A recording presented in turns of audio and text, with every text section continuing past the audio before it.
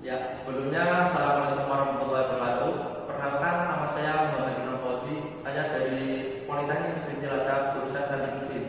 Nomor induk mahasiswa saya yaitu 2002049. Di sini saya akan menjelaskan materi tentang Pancasila, yaitu bagaimana Pancasila menjadi dasar negara Republik Indonesia.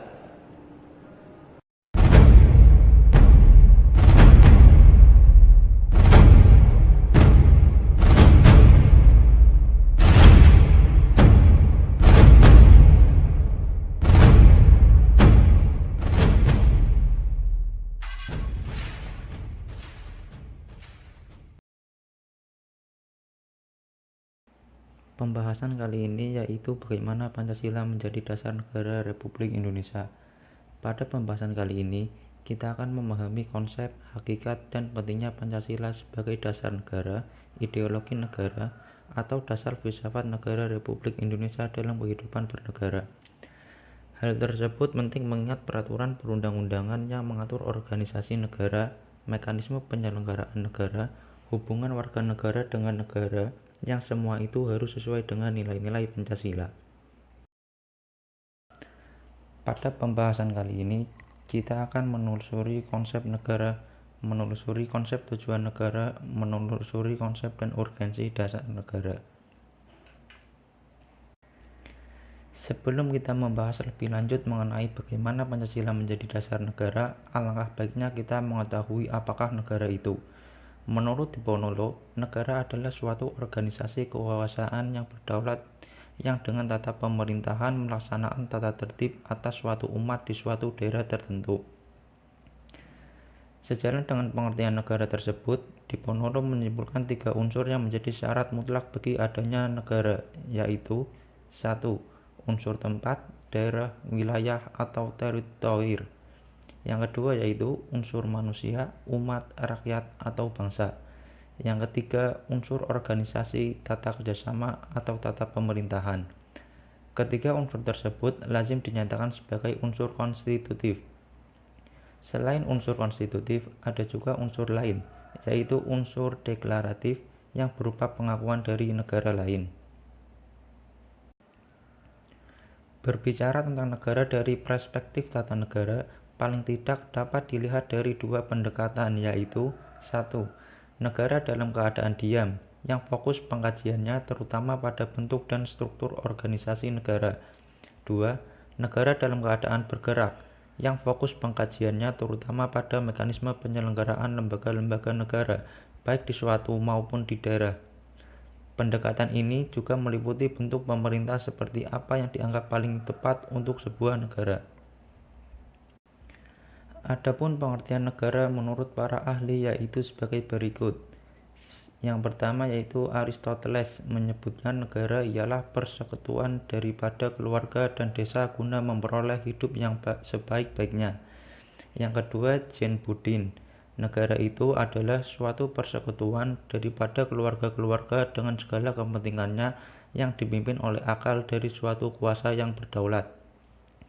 Yang ketiga ada Hansen Carlsen menyebutkan negara adalah suatu susunan pergaulan hidup bersama dengan tata paksa.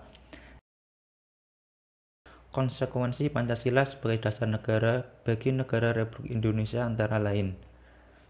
Negara Indonesia merupakan negara kesatuan yang berbentuk republik terdapat pada pasal 1 Undang-Undang Dasar Negara Republik Indonesia 1945.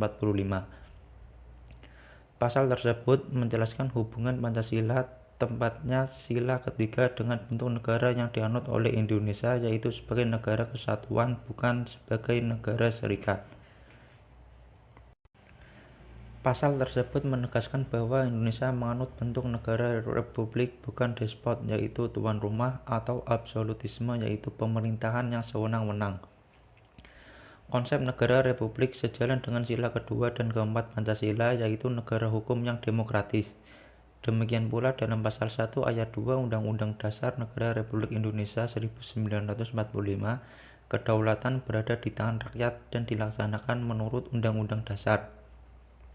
Hal tersebut menegaskan bahwa negara Republik Indonesia menganut demokrasi konstitusional bukan demokrasi rakyat seperti yang terdapat pada konsep negara-negara komunis. Di sisi lain, pada pasal 1 ayat 3 Undang-Undang Dasar Negara Republik Indonesia 1945 ditegaskan bahwa negara Indonesia adalah negara hukum. Prinsip tersebut mencerminkan bahwa negara Indonesia sejalan dengan sila kedua Pancasila. Hal tersebut ditegaskan oleh Atmorjo bahwa konsep negara hukum Indonesia merupakan perpaduan tiga unsur, yaitu Pancasila, hukum nasional, dan tujuan negara.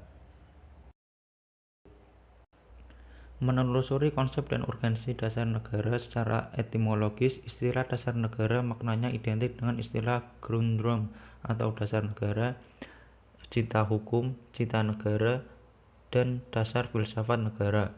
Secara terminologis atau secara istilah, dasar negara dapat diartikan sebagai landasan dan sumber dalam membentuk dan menyelenggarakan negara.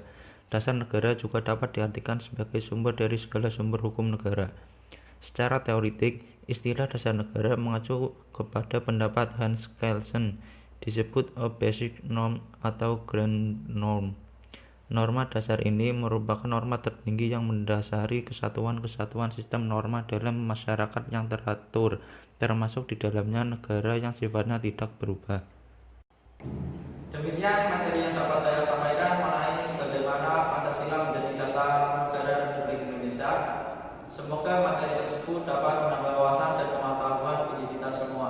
Jika terdapat kesalahan dalam tutur kata dan dalam penyampaian materi, saya mohon maaf yang sebesar-besarnya. Sekian, wassalamualaikum.